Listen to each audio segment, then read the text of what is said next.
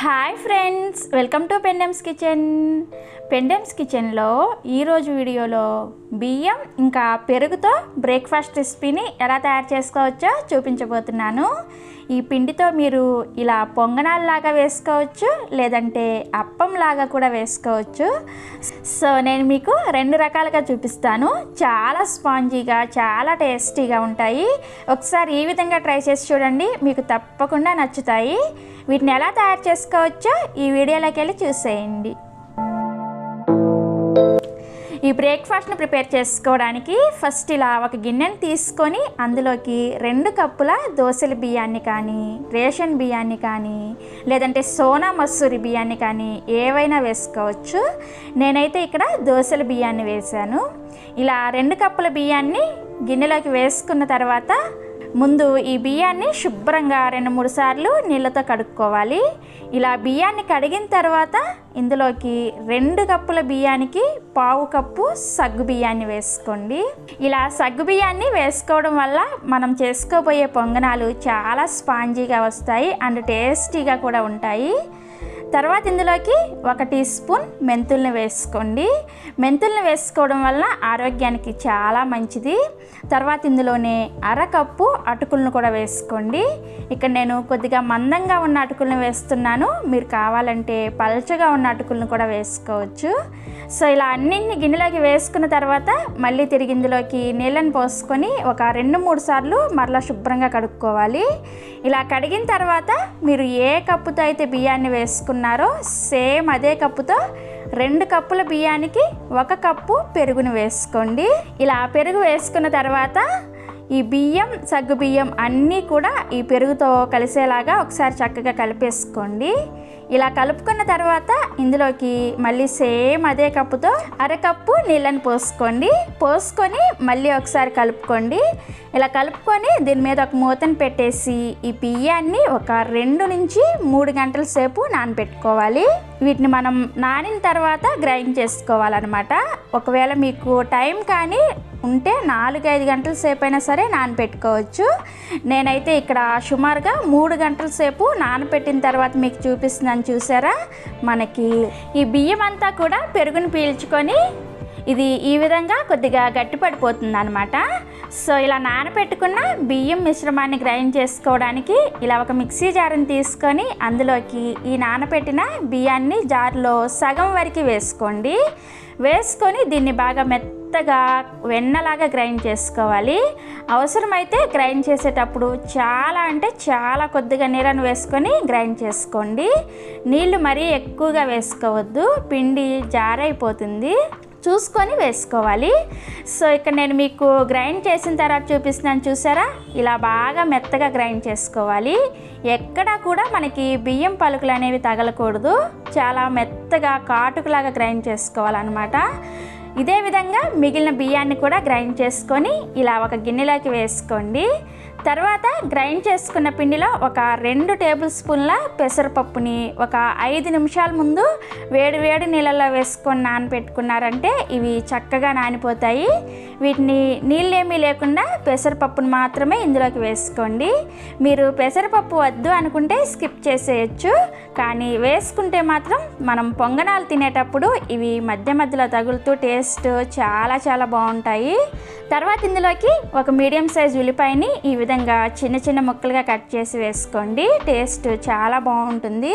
తర్వాత ఇందులోనే 2 లేదా 3 పచ్చిమిర్చిని ఈ విధంగా చిన్న ముక్కలుగా కట్ చేసి వేసుకోండి. మీరు పచ్చిమిర్చిని కొంచెం ఎక్కువగా ఇష్టపడితే కొద్దిగా ఎక్కువగా కూడా వేసుకోవచ్చు. తర్వాత ఇందులోనే సన్నగా తరిగి పెట్టుకున్న కొత్తిమీరను కూడా కొద్దిగా వేసుకోండి. అండ్ అలానే 1 టీ స్పూన్ జీలకర్రని కూడా వేసుకోండి. తర్వాత ఒక మీడియం సైజ్ క్యారెట్ని ఇలా తురిమి వేసుకోండి.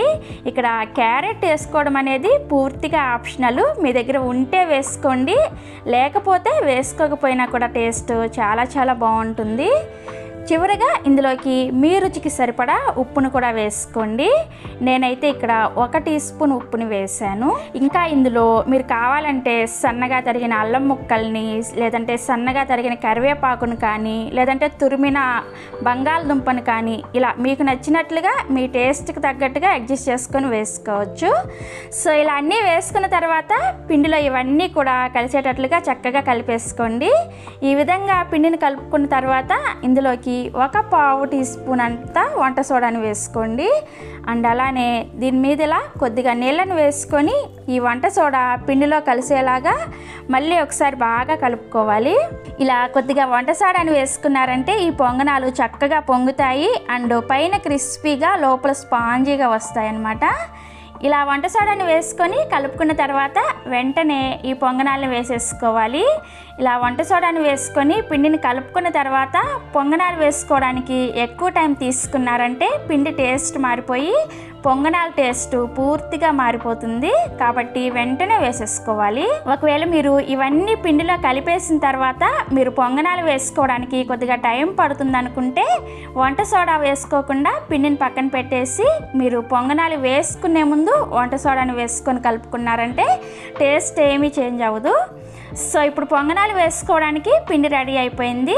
ఇప్పుడు ఈ పిండితో పొంగనాలు వేసుకోవడానికి స్టవ్ ఆన్ చేసి ఇలా గుంత పొంగనాలు వేసుకునే ప్యాన్ని పెట్టుకొని ఈ గుంతల్లోకి కొద్దిగా నూనెను వేసుకొని ఈ నూనె కొద్దిగా వేడయ్యాక మనం ప్రిపేర్ చేసుకున్న పిండిని ఇలా ఈ గుంతల్లోకి 1/4 వంతు వరకు వేసుకోండి. మొత్తం ఫుల్గా వేసేసుకున్నారంటే ఈ పొంగనాలు పొంగుతాయి కదా, అప్పుడు మరీ పైకి ఉబ్బుతాయి అన్నమాట. అందుకని 1/4 వంతు వరకు వేసుకోండి.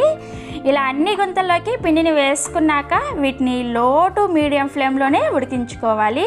హై ఫ్లేమ్లో పెట్టేశారంటే ఇవి లోపల వరకు సరిగా ఉడకవు అన్నమాట, లోపల పచ్చిగా ఉండిపోతాయి. అందుకని లో టు మీడియం ఫ్లేమ్లోనే ఇవి ఒకవైపు చక్కగా కాలిన తర్వాత వీటిని స్పూన్తో ఈ విధంగా రెండో వైపుకి కూడా తిప్పుకొని రెండో వైపు కూడా చక్కగా రంగు వచ్చే వరకు కాల్చుకోవాలి. సో చూసారా, ఇలా రెండు వైపులు కూడా చక్కగా కాలిన తర్వాత సర్వింగ్ ప్లేట్లోకి తీసుకొని మీకు నచ్చిన చట్నీతో సర్వ్ చేసుకోండి.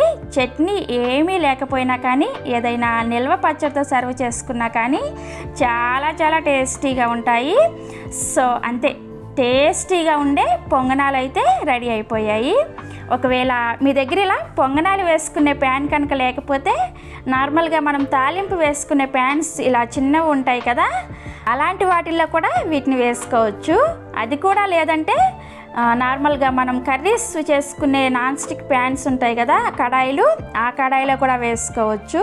సో నేనైతే ఇక్కడ పోపు వేసుకునే ప్యాన్లో చూపిస్తున్నాను. దీంట్లో ప్రిపేర్ చేసుకోవడానికి స్టవ్ మీద ఇలా ప్యాన్ పెట్టుకొని అందులోకి 1 టీ స్పూన్ నూనెను వేసుకొని ఇలా ప్యాన్ అంతా కూడా గ్రీస్ చేసుకోవాలి. నూనె కొద్దిగా వేడైన తర్వాత ఇందులోకి ముందుగా మనం ప్రిపేర్ చేసుకున్న పిండిని ప్యాన్లో 1 లేదా 2 గరిటెలు వేసుకోండి. అంటే మీరు తీసుకున్న ప్యాన్ను బట్టి ప్యాన్లో ఎంత పడితే అంత వేసుకోండి. చిన్న ప్యాన్ అయితే 1 గరిటెడు పిండిని వేసుకోండి, లేదంటే ఇలా కొద్దిగా మీడియంగా ఉన్న ప్యాన్ అయితే 2 గరిటెలు వేసుకోండి. మరీ మందంగా వేసేసారంటే ఇది లోపల వరకు సరిగా ఉడకదు, అందుకని చూసుకొని వేసుకోండి. ఇలా ప్యాన్లో పిండిని వేసుకొని లైట్గా ఇలా గరిటెతో స్ప్రెడ్ చేసుకొని దీని మీద ఇలా ఒక మూతను పెట్టేసి మీడియం ఫ్లేమ్లో దీన్ని ఉడికించుకోవాలి. ఇలా మూత పెట్టుకొని ఉడికించుకోవడం వల్ల లోపల వరకు కూడా చక్కగా ఉడుకుతుంది. ఎక్కడా కూడా పచ్చిదనం అనేది లేకుండా ఇలా ఒకవైపు చక్కగా కాలిన తర్వాత దీన్ని రెండో వైపుకి కూడా తిప్పుకొని రెండో వైపు కూడా చక్కగా కాల్చుకోవాలి. సో ఇలా రెండు వైపులు కూడా చక్కగా కాలిన తర్వాత ప్లేట్లోకి వేసుకొని అల్లం చట్నీతో కానీ, పల్లీ చట్నీతో కానీ, లేదంటే ఏదైనా నిల్వ పచ్చడితో కానీ సర్వ్ చేసుకున్నారంటే చాలా టేస్టీగా ఉంటాయి. నేనైతే ఇక్కడ నిన్న మన ఛానల్లో పెట్టిన గ్రీన్ అల్లం చట్నీతో సర్వ్ చేసుకుంటున్నాను. ఎంత టేస్టీగా ఉన్నాయంటే మాటల్లో చెప్పలేను, చాలా టేస్టీగా ఉన్నాయి. సో చూసారు కదా, మీరు కూడా తప్పకుండా ఒకసారి ఈ విధంగా బ్రేక్ఫాస్ట్ని ట్రై చేసి చూడండి. ట్రై చేసిన తర్వాత మీకు ఎలా వచ్చాయో కూడా కింద కామెంట్ సెక్షన్లో నాతో షేర్ చేసుకోండి. అలాగే ఈ వీడియో మీకు నచ్చితే ఒక లైక్ చేసి మీ ఫ్రెండ్స్కి, రిలేటివ్స్కి కూడా షేర్ చేయండి. మరిన్ని Emmy, tasty and quick recipes కోసం పెండెమ్స్ కిచెన్ని సబ్స్క్రైబ్ చేసుకోండి అండ్ పక్కనే వచ్చిన గంటను కూడా నొక్కండి. Thanks for watching.